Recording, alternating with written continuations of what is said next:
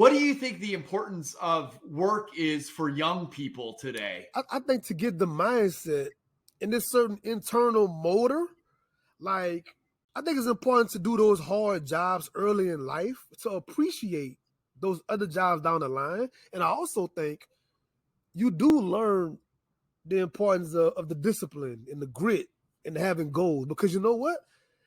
The lumberyard I worked at all those years ago, some of those guys are still there. Like that's their ceiling. They can't see themselves, back to the beginning of the conversation, they can't see themselves doing anything else. And that's fine. I'm not knocking that. But you learn early in life, do I really want to do this my whole life? Do I want to be 50, 60 years old carrying shingles and sheetrock? Do I really want to do that at that age? So you start once again having a vision and projecting because you're seeing older guys slumped over for spending so many years on the roof for years. And now they got a permanent arch in their back. I know guys like that. No retirement, no insurance, no nothing. How do you get workers like that to understand that there are other possibilities in this life like you did?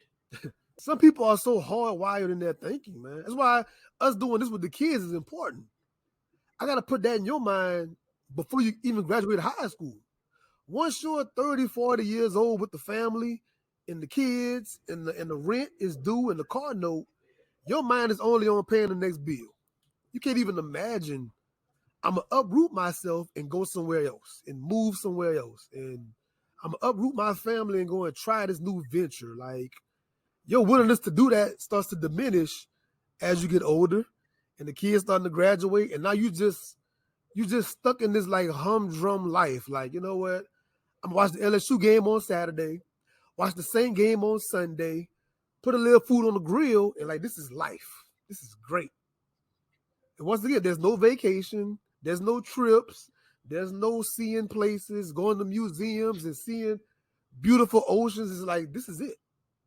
And there are plenty of people that live like that. And I'm not saying it's wrong once again, but it's not the only possibility for a lot of people. Yeah, I think one of the challenges is, I think you're right. I mean, that's one thing that strikes me.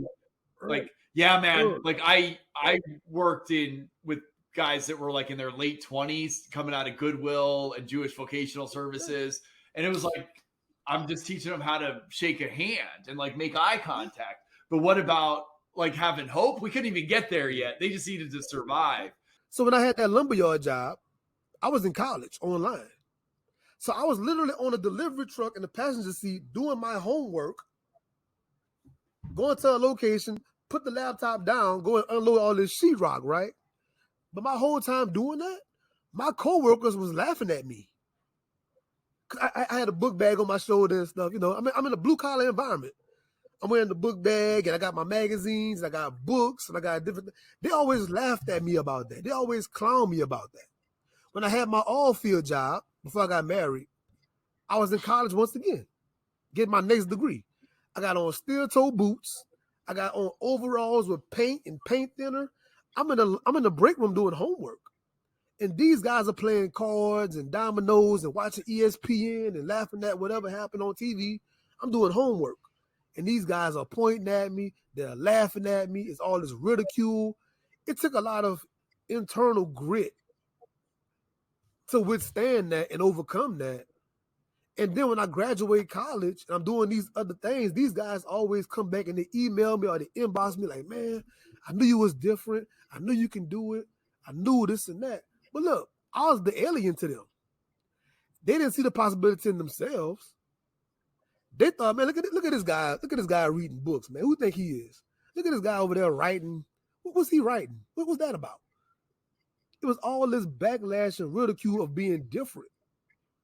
And kids got to realize early in life, it's okay to be different. It's okay not to be with the in crowd. It's okay not to be liked. Right? I'm sure Warren Buffett and Elon Musk and Steve Jobs, you can name all these billionaire guys. I'm sure they were different amongst their class.